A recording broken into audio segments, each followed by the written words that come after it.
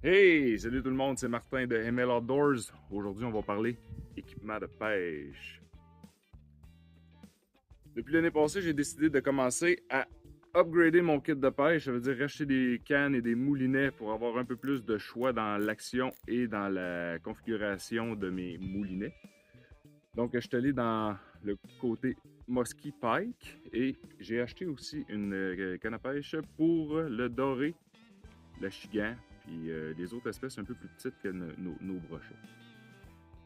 J'ai fait un choix d'aller vers les moulinets un peu moins conventionnels dans les marques, c'est-à-dire que je suis allé dans le haut de gamme, moyenne gamme de ce qu'ils nous offrent là, dans les moulinets en bas de 150 $. Fait que j'ai magasiné sur Amazon, des fois ça arrive, et j'ai choisi de m'en aller vers deux compagnies. Je vais vous parler de la première sur celui-là, c'est PC Fun. Vous avez sûrement déjà vu le logo puis la marque sur soit les réseaux sociaux. Souvent, il y a pas mal de promotion qui se fait. Et je suis allé vers le Alloy. C'est un petit baitcaster modèle 100 que le frame, le corps du moulinet est en aluminium. Super bien fait pour un moulinet en bas de 125 $, si je me souviens bien, avec un ratio de 7.51. Ça veut dire que vous avez 7 tours de bobine en un tour de manivelle.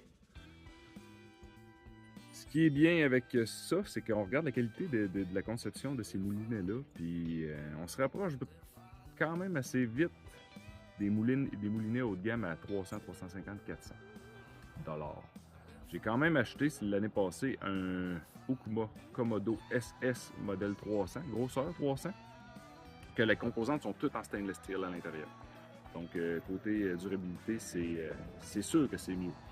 Celui-là, les composantes sont en brasse. L'intérieur est en brasse, les pignons sont en brasse et souvent les gears sont en aluminium.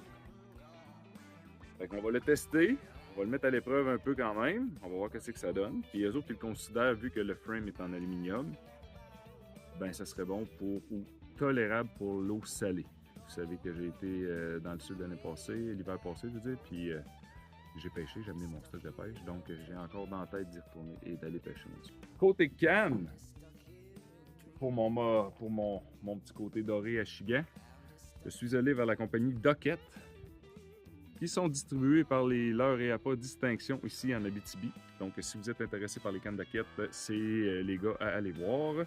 J'ai choisi le modèle Walleye en baitcaster pour mettre le petit alloy de piscifone.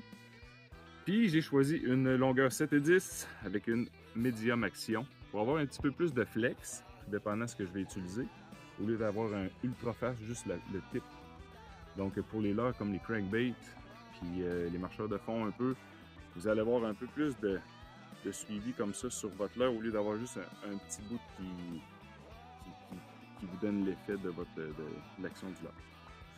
Et pourquoi j'ai choisi l'action modérée cette fois-ci au lieu d'action rapide? Ce que je prends d'habitude, c'est que j'ai remarqué des fois avec les combats de doré, c'est que les coups de tête qu'ils vont donner, l'action rapide ne peut pas tout absorber le mouvement, puis j'ai l'impression des fois que ça peut peut-être vouloir faire décrocher l'hameçon, tout dépendant du combat qu'on a.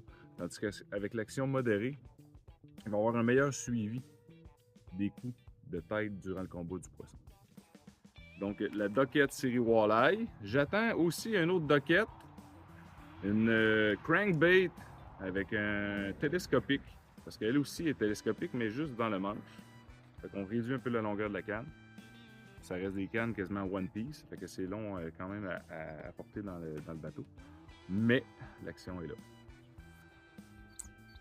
Côté fil, je suis allé aussi dans le non conventionnel, donc j'ai choisi Sea Knight dans la Manster S9. Manster S9. Dans le 8 brins, ça veut dire que les brins sont beaucoup plus fins, mais le total du fil est beaucoup plus rond que les 4 brins. J'ai entendu dire par un ami que les 4 brins seraient plus résistants que les 8 brins à l'abrasion. C'est sûr, probablement à cause que les petits brins sont plus fins, donc si on les accroche plus, ils vont s'effilocher plus que les 4. Ça va être à suivre aussi, mais là, côté présentation pour le doré, c'est pas la même chose un peu qu'on utilise quand on va au brochet. Donc, ça va être le Mancer S9 dans le 30 livres. Je suis allé fort. Mais vu les diamètres des fils tressés, ben, on est capable d'y aller un peu plus gros pour avoir le même diamètre qu'un monofilament. Au bout de ça, on va installer un fluorocarbone à peu près du même diamètre pour suivre le montage. Reste à aller dans l'eau avec un bateau et aller pêcher un peu plus. Là, on est dans la chasse à l'ours.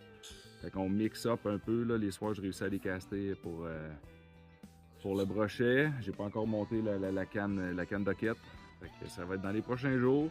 On va revenir avec les résultats et des vidéos en action de cette petite canne-là.